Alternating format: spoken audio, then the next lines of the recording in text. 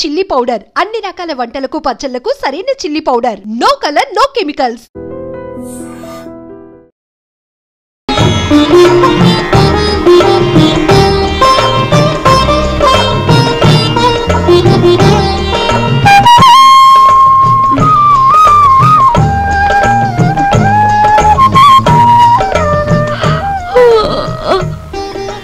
అదేంటది? ఆ చూపేంటి? ఎప్పుడు ఆడదాని ముఖం చూడనట్టు. ఎవరు నువ్వు నాయనా? అన్నయ్య.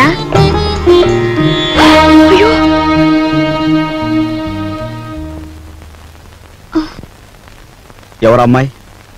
పని మనిషిరా, ఇవాళే వచ్చింది. మన ఇంటికి పని మనిషి ఎందుకమ్మా? అదేమిట్రా, మీ అమ్మ ఒక్కతి పని చేసుకోలేక అవస్థ పడుతుందని నేనే కుదిర్చాను. అమ్మ ఒక్కతే చేయాలి, చెల్లెలున్నారుగా. ఇదేమో చదువుకుంటోందా? సరస్వతికి 4 రోజుల్లో పెళ్లి చూపులు. సరస్వతికి పెళ్లి చూపులా? ఏమిట్రా నీ ఆశ్చర్యం నువ్వును? అది కాదు నాయనమ్మా, ఇంతవరకు అత్తయ్యకి వస్తున్న కట్టం తాలూకా డబ్బు ఇవ్వలేదు. ఇప్పుడు దీని డబ్బు ఎక్కడి నుంచి తీసుకొస్తాం? ఆ విషయాలన్నీ నీకెందుకురా? అప్పో సప్పో చేసి నా తిప్పల్నే పడతాను. అప్పు చేసి పెళ్లి చేసేంత అవసరం ఇప్పుడు ఏమొచ్చింది? ఒరే, డబ్బున్నప్పుడే నిన్ను చదివించొచ్చులేని మీ నాన్న అనుకునుంటే నీకు అసలు చదువు వచ్చేదేనా? పిల్లకాకేం తెలుసు ఉండేలు దెబ్బని వాడి వితండవాదంతో ఏంలే నాయనా. నువ్వెక్కడో చోట అప్పో సప్పో చేసి ఈ శుభకార్యం కాస్త చేసి వెళ్ళు. చూసావా వాడికి ఎంత కోపమో చూసావా? వీడికే గనక ఆ మహారాజు బుద్ధి వచ్చుంటే ఈ పాటికి 2 జిల్లాలకు కలెక్టర్ అయ్యేవాడు. 2 జిల్లాలకి.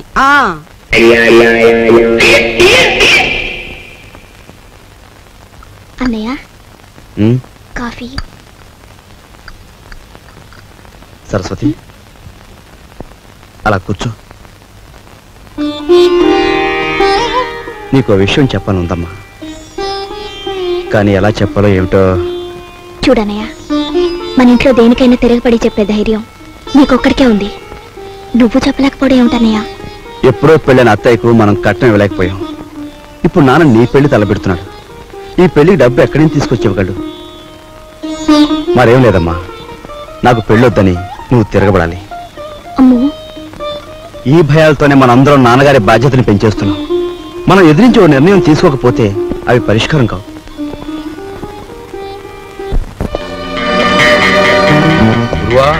అంతా ఎంక్వైరీ చేశాను. ఆఫీసరు 9వ గంట కొట్టేటప్పటికి హాల్లోకి వస్తాడంట.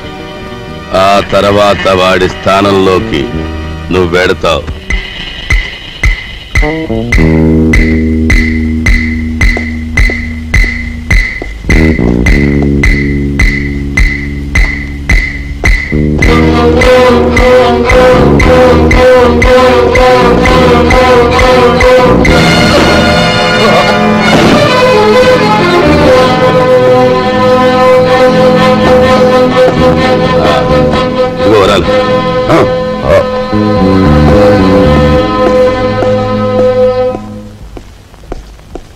Good morning sir. Good morning. ఎవరు నువ్వు? అదేమిటి సార్, నేను మీ అకౌంటెంట్ నరసింహరావు సార్. మీ ఆఫీసులోనే పనిచేస్తున్నా. ఏమిటి పని? రేపు ఆఫీసులో జీతాలు కదండి, 6000కి చెక్ రాసుకొచ్చాను. మీరు సంతకం పెడితే బ్యాంక్ వెళ్ళి డ్రా చేసి తీసుకొస్తాను. ఇక నుంచి చెక్కులు గిక్కులు ఏమొద్దు. రేపు ఆఫీసులో క్యాష్ ఇచ్చేస్తాను. క్యాష్ ఎంత? 6000 సార్. ఆఫీస్కి వెళ్దాం. వచ్చే సొమ్ములో అప్పుడే 6000 ఆమదం.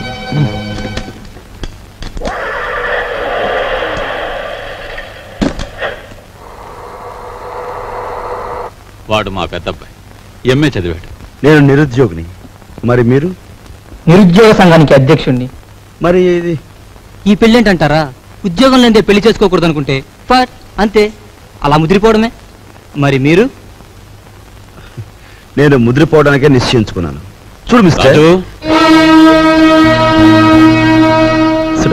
Thank you.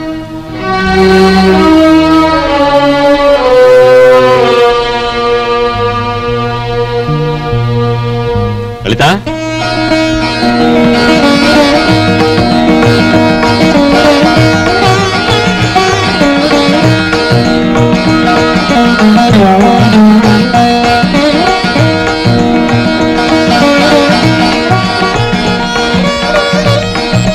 బావా, రా బావా.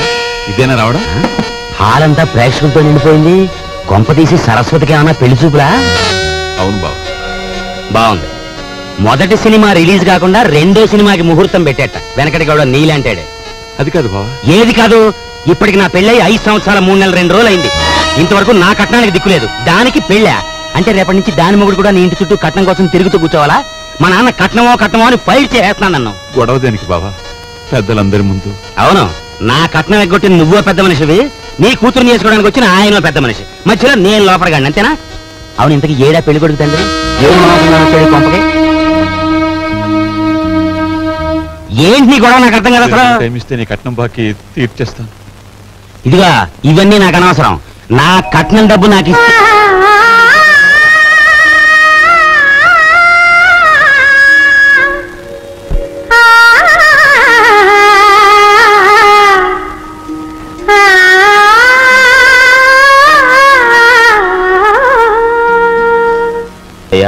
మీ అమ్మాయి మాకు బాగా నచ్చింది. మేము అడిగిన కట్నం డబ్బు ఇచ్చేట్టయితే మీ అమ్మాయిని మా అబ్బాయికి చేసుకోవడానికి మాకేం అభ్యంతరం లేదు. ముందుగా డబ్బేదో ఏర్పాటు చేయండి. ఏమన్నా బాలేవారే, డబ్బు ఏర్పాటు చేసి ముందు నా బాకీ తీర్చమనండి, ఆ తర్వాతే మీ అబ్బాయి పెళ్లి. అమ్మా అయ్యా, వారు సెలవిచ్చినట్టే కానివ్వండి. నమస్కారం, పదరా. రా బావా, నా బాకీ తీరే వరకు నేను ఇక్కడి నుంచి కదలను. నీ ఇంట్లో ఏ శుభకార్యం జరగనివ్వను.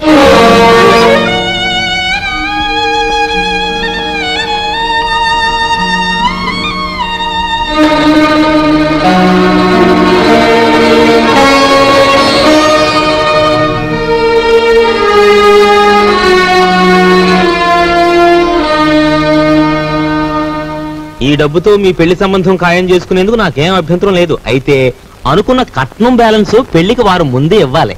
ఇవ్వలేదనుకోండి, ఈ పెళ్లి జరగదంటాడు మా నాన్న. మిగిలిన సొమ్ము లగ్నానికి వారం ముందే ఇస్తా. శుభం. వెళ్ళి ఏర్పాట్లు చేసుకోండి.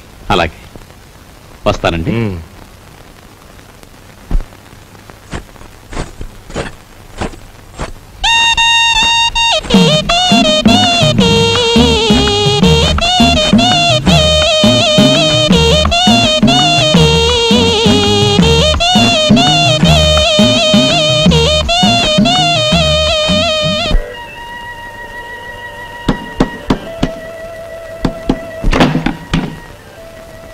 లోపలికి రమంగి. చిచి, నువ్వు కాస్తంత లేవు, అందులోనూ చదువుకునే కుర్రాడివి. నీ గది నిండా బూతు బొమ్మలా. ఏంటయ్యా నువ్వు చదివేది? ఉండు, నీ పని చెప్తాను. అమ్మగారు, అయ్యగారు, పెద్దబ్బాయి గారు. మంగి మంగి, ఇంకెప్పుడన్నా పిచ్చి పిచ్చి వేషాలేస్తూ నా వంక చూసావో జాగ్రత్త. ఇక నుంచి నీ గది నువ్వే ఊడ్చి పాచి పోగు చీపురు అటువైపు పడే. లేదు అమ్మగారు? వద్దు, నా గది నేనే ఊడ్చుకుంటాను.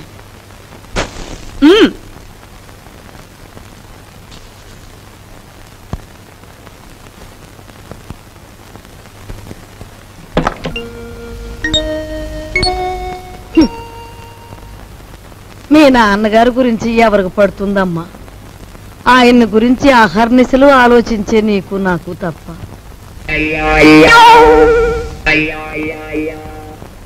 అమ్మాయి సావిత్రి వచ్చిందిగా, ఏం వండుతున్నా? పప్పులు చేసి చాలే, ఆడబిడ్డ ఇంటికి వస్తే పులుస్తోనూ చారుతోనూ అన్నం పెడతావా? నా తల్లికి నేతిగారులంటే ఇష్టం, అవి చెయ్యి. ఆగండి ఆగండి, అక్కయ్య వంట చేస్తోంది కదా అని సున్నుండ్లు గారెలు చేయమంటే ఆవిడకి ఎంత ఇబ్బంది ఆలోచించారా? పర్వాలేదు బాబు, ఇదో శ్రమ.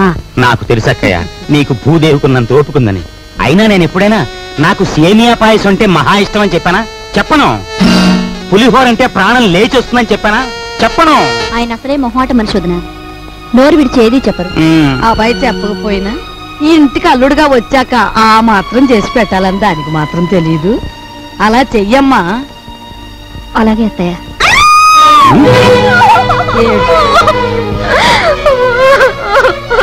ఏమిటే, ఏమైంది?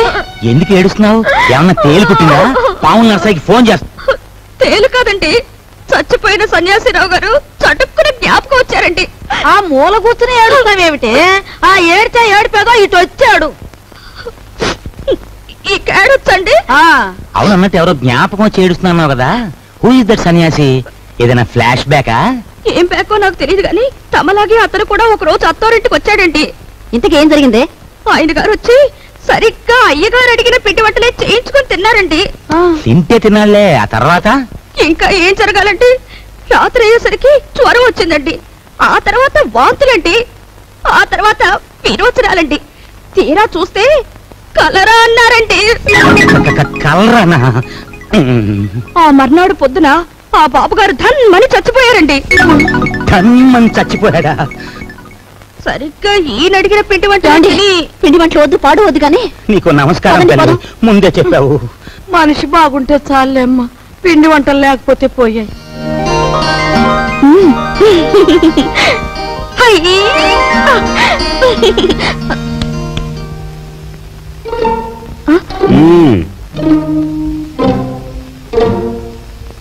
నైస్.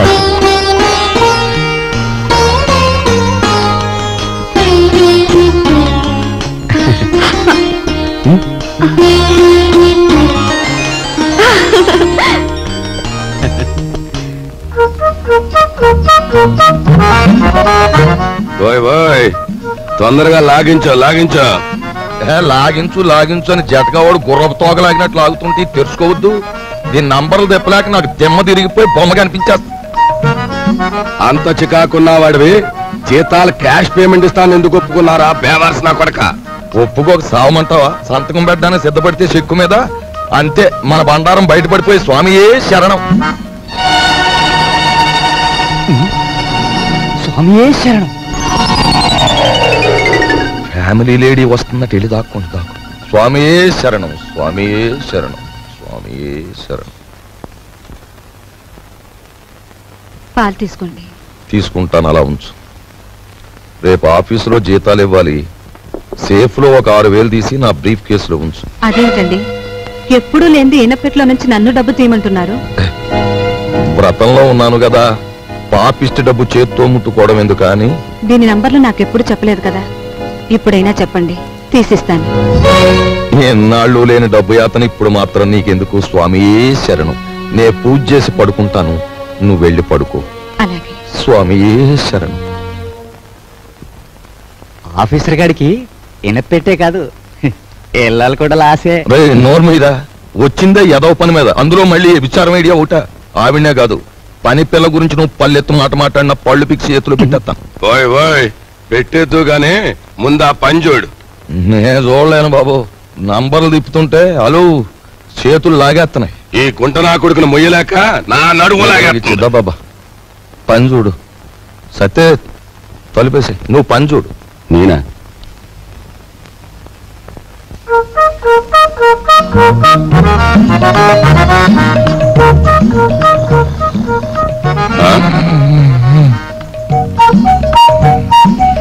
అమ్మ నా కొడక వచ్చిందా? అలు ఒరే ఒరే, గాడిది వాండ్రించినట్టు నువ్వు కొరకెట్టు తొంగుంటే నా బుర్ర ఏమన్నా పని చేయాలంటావా? కోప్పడ గురువా. అలు ఆఫీసర్ గారికి గురకెట్టే అలవాటు ఉంది.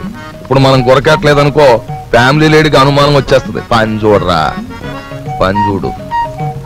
కర్మరావు, నిన్ను పనిలో పెట్టి నేను చేయాల్సి వస్తుంది.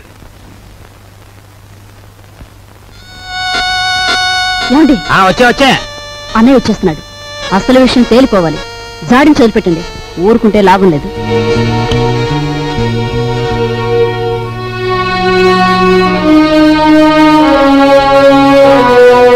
బావా, నా బాకీ తీర్చడం కోసం నువ్వు పడుతున్న బాధలు చూస్తుంటే అన్న మాట నిలబెట్టుకునేందుకు అష్టకష్టాలు పడ్డ హరిశ్చంద్రుడు జ్ఞాపకం వస్తున్నాడు నాకు.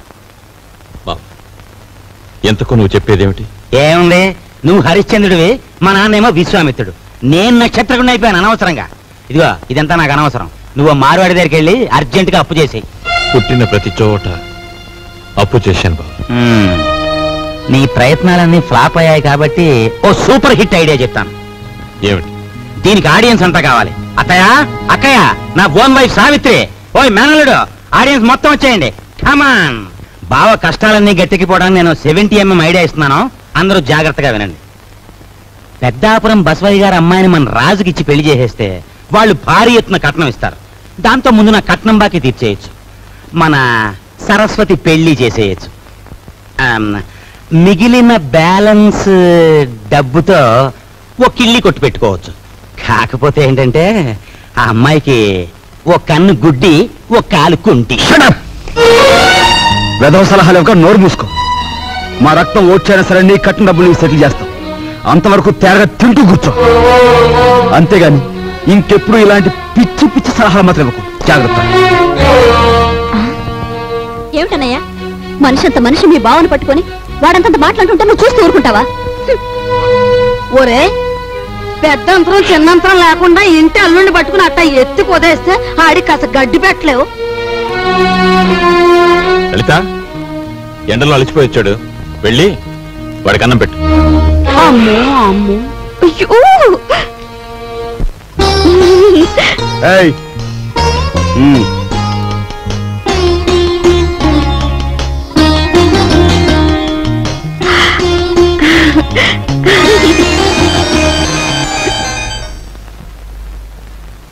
ఏమండి మీ ఎలకలతో పనే ఉందండి. వాళ్ళు ఇంత అవమానించిన తర్వాత ఇంకా ఇక్కడ ఎందుకండి? పదండి పోదాం. ఈ అవమానం నా ఒక్కడిది కాదు, ఆంధ్ర సీడెడ్ నైజాం ఏరియాల్లో అత్తవారిళ్లలో సెటిల్ అయిపోయిన అల్లుళ్ళందరిదీను. అసలు నన్ను అవమానించిన రాజుగాడు కాదే, మీ అన్నయ్య. ద్రౌపదీదేవి చీరల్ని దుశ్శాసనుడు లాగాడు, కానీ తప్పు వాడిది కాదు, వాడికి ఆర్డర్ వేసిన దుర్యోధనుడిది. మీ అన్నయ్య ఒక్క మాట కూడా మాడకుండా చూస్తూ ఊరుకుంటాడా? మీ అన్నయ్య నా కట్నం బాకీ తీర్చేసినా సరే నేను ఇక్కడి నుంచి కదలను. నా కక్ష తీరే వరకు ఇక్కడే ఉంటాను. ఇక మీదట విశ్వామిత్రుడు నేనే, నక్షత్రకుడు నేనే. తాళం తిప్పితే వచ్చి ఈయన పెట్లు